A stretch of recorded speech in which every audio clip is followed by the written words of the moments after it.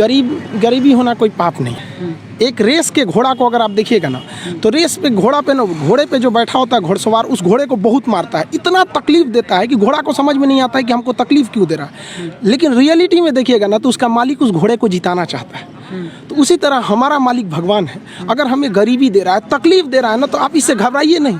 वो मालिक हमें जिताना चाह रहा है, और आप रेस छोड़ के भाग जाइएगा तो क्या करेगा वो? तो आपको जिताना चाह रहा है। तो गरीबी कोई नहीं। हम लोग खुद जब अपने स्टूडेंट लाइफ में थे, तो हम लोग उसमें गुरुद्वारा में जाके खाना खाए थे। ये हालत था हम लोग का।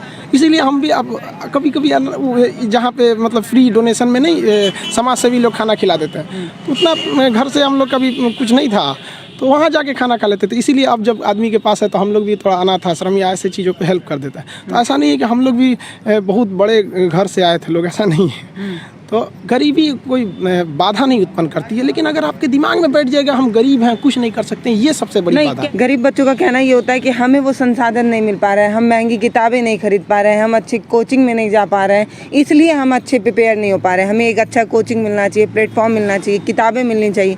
बहुत से ऐसे बच्चे हैं जिनके पास किताब भी खरीदने का पैसा नहीं है, फिर उनके पास तो एक रीज़न बन जाता है कि किताब ही नहीं है तो पढ़ें क्या। जी, आपका कहना एकदम सही है। और ये आज से लगभग 5 से 6 साल पहले ये बहुत एकदम ये जवाब स्टूडेंट्स जो गरीब थे उनका कहना लाजमी भी था। लेकिन अब तो डिजिटली आ गया ना, पूरी दुनिया में सबसे सस्ता डाटा किसका हो गया? इंडिया का हो गया। अब आपको कौन सी क्लासेज हैं जो आपको अवेलेबल नहीं मिल रही है? एकदम सस्ते से सस्ते फीस में अवेलेबल मिल रही है।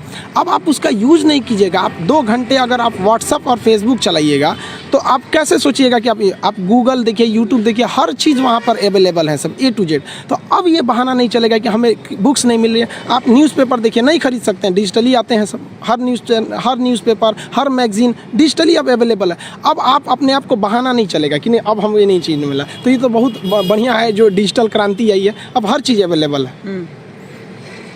आपके पास इतना अच्छा एग्जाम्पल कहाँ से आता है? जैसे किसी भी चीज़ को आप समझाने के लिए एकदम हमारे और आपके बीच का एग्जाम्पल उठा लेते हैं। जैसे कि वो बाल वाला मैंने आपको बताया, बाल सुखाने वाला, वो एकदम नॉर्मल सी चीज़ है, जैसे औरतें इस्तेमाल ही करती हैं और अगल बगल के परिवार के लोग देखते हैं। ये इतना सटीक एग्जाम्पल कहाँ से ढूंढते हैं आप?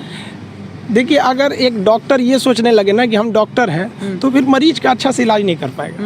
अगर डॉक्टर ये सोचे ना कि हम भी मरीज हैं, और ये सोच के वो इंजेक्शन लगाए कि हम अपने को लगा रहे हैं, तो फिर उस मरीज को बड़ा कम दर्द होगा। तो टीचर जब ये सोच के पढ़ाने लगेगा ना कि हम टीचर हैं, तो फिर स्टूडेंट को समझने में दिक्कत आ जाएगा। तो टीचर को ये सोचना चाहिए ना कि हम भी एज एक स्टूडेंट की तरह ही हैं, और एकदम मिनिमम भाषा, मतलब एकदम नॉर्मल भाषा में उसे समझा सके। तो इसीलिए आदमी को खोजते रहता है किस भाषा को वो समझ सकता है, इसलिए आदमी उस भाषा में बताता है।